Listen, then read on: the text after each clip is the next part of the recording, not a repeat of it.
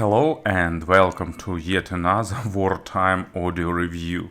And today I want to tell you about iFi Go Bar, their first compact portable headphone amplifier and digital to analog converter, or how they call sometimes dongles. Of course it's slightly bigger than traditional dongles, but from another hand iFi promised that it's the most powerful device of this kind.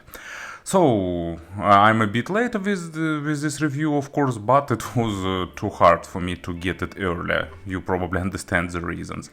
But nevertheless, it's a pretty fresh device, and of course it will be interesting and will be supported for quite a long time. And iFi packed it with tons of signature technologies. We'll see it during this review. And one major difference is that they decided to use here Cirrus Logic, not a traditional Burr Brown they often use. And of course price is pretty high. If I remember right, they want $330 for this device. They also have anniversary limited gold edition that they've called Gold Bar, and it cost $500. But I will tell only about the regular one. So let's have a closer look. Package is simple, pretty minimalistic, with lot of information printed on different sides, and all you can see X-Space, MQA, X-Base, balanced performance, so all that features that often offered by the iFi, and additional features are listed here. But the most interesting, of course, is 475 milliwatts for 32 ohms load for the balanced output, and 300 milliwatts for 32 ohms load from the single-ended output. And actually you can understand that this power will be achievable only if your source, player or smartphone that you will use with this device is capable of delivering enough of power via USB, because not every single smartphone or other devices can deliver stable enough amount of power. So let's go into the box, and inside there is a device itself. I opened it from the wrong side. Stock case. They include leather case, stickers, and actually a pair of cables, and even an adapter.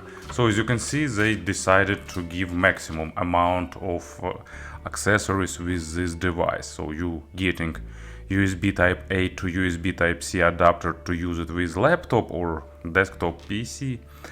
Also two cables, one lightning and one just regular USB type C. It's really good from their side, because many other companies will force you to buy lightning cable as a separate purchase.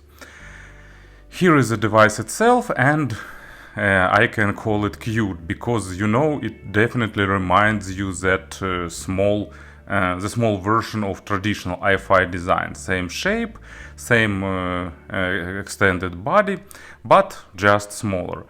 In general, logic is pretty simple. From one side you're connecting the transport and source, from another there are two outputs, one single-ended and one balanced.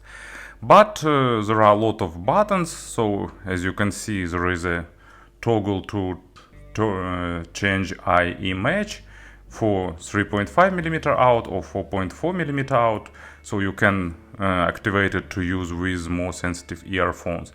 Button to activate this additional modes with X-Base and the X-Space, or however they called.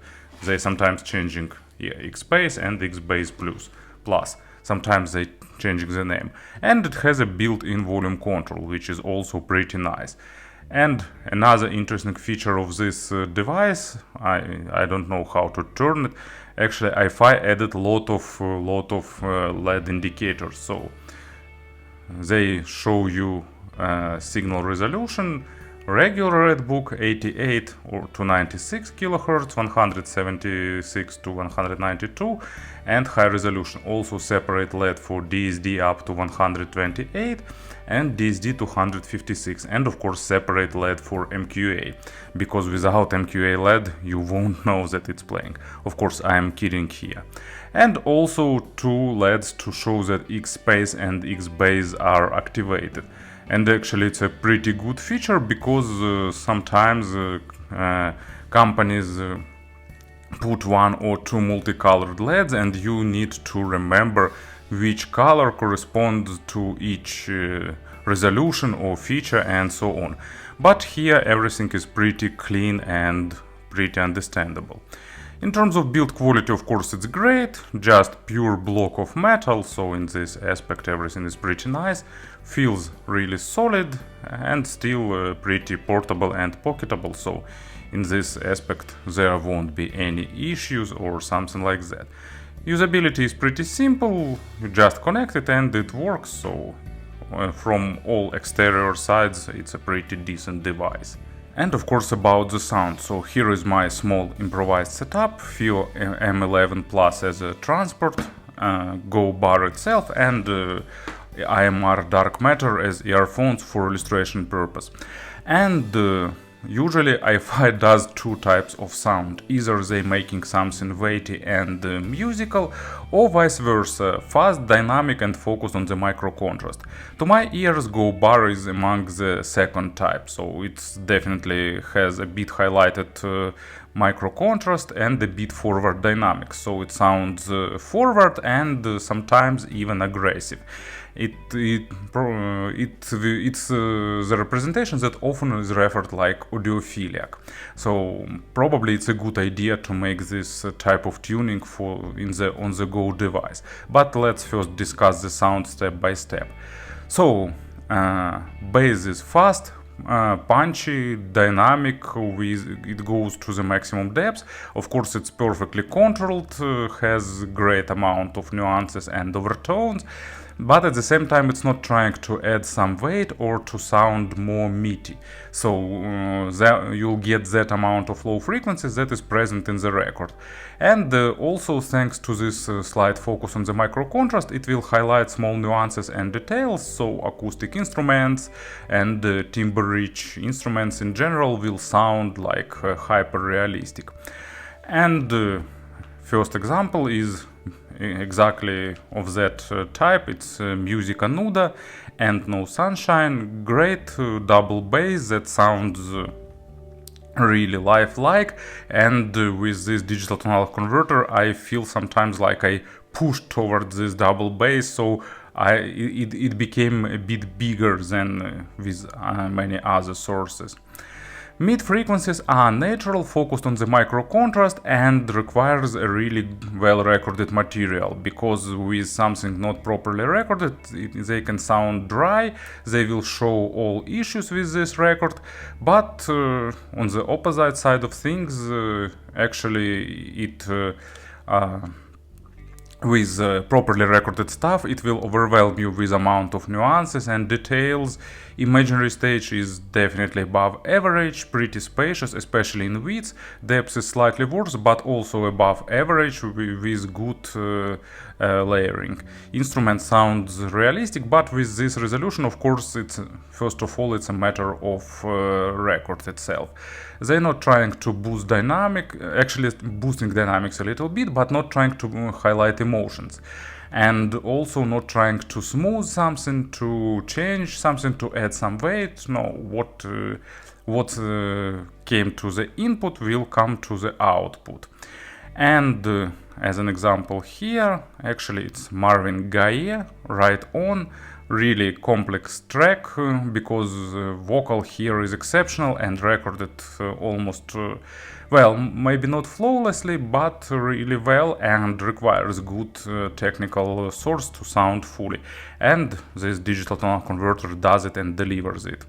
And treble, you can probably easily guess, it continues this type of tuning, natural, fast, focused on the small nuances and overtones, with nice layering, not great, but actually about average in terms of layering, but it's still pretty good for this price tier. And with great amount of overtones, giving a good sense of realism and saturating your track, especially if earphones capable of reproducing it, you will enjoy the amount and quality of treble here. And as an example, it's Led Zeppelin Tangerine remastered version, really good guitars, properly recorded, and goes far to the treble area with different overtones, and with this digital tonal converter they sound with a great sense of realism too.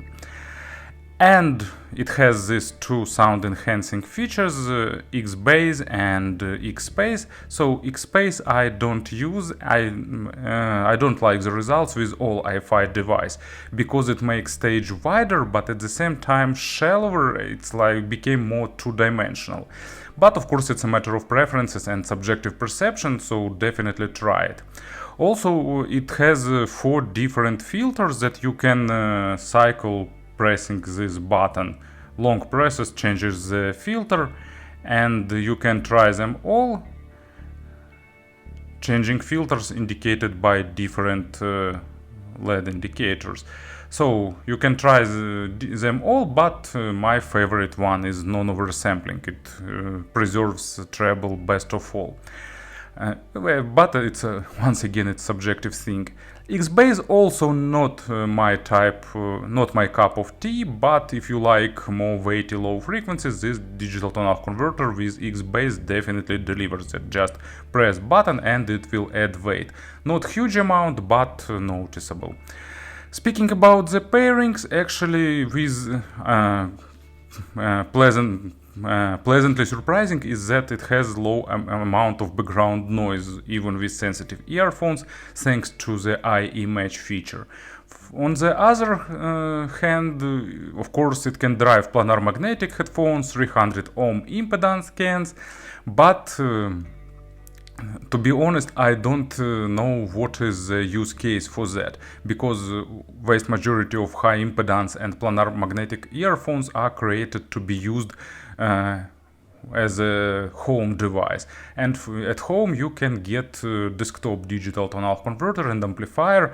Actually iFi has plenty of them and other companies, and desktop devices will be better because they are power independent. They don't depend on the transport in terms of power. So I'm a bit not sure is this amount of power is in general necessary or not, but from another hand it's always good to have a slight reserve.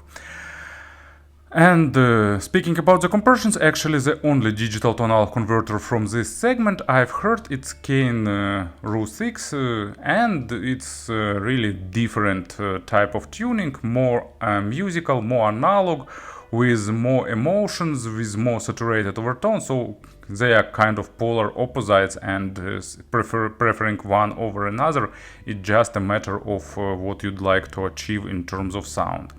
So if you're looking for really good sound in this dongle form factor, and if you need power, or if you even don't need the power, iFi created an interesting device that definitely worth your attention.